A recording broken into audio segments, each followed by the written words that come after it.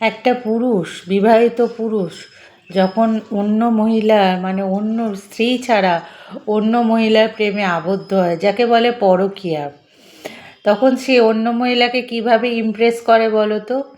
সে সবার প্রথমে তার বউয়ের নিন্দে করে, বলে তার বউ একদম ভালো না, দেখতে ভালো না, কোনো কাজকর্ম জানে না, ছেলেপুলে মানুষ করতে পারে না, সংসারে মন নেই, আমাকে ভালো করে খেতে দিতে পারে না, ইত্যাদি ইত্যাদি ইত্যাদি।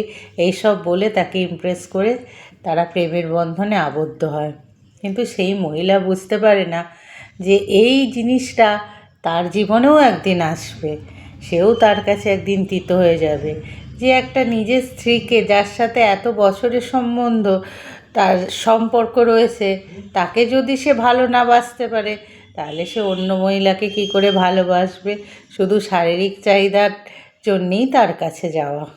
ঠিক আছে?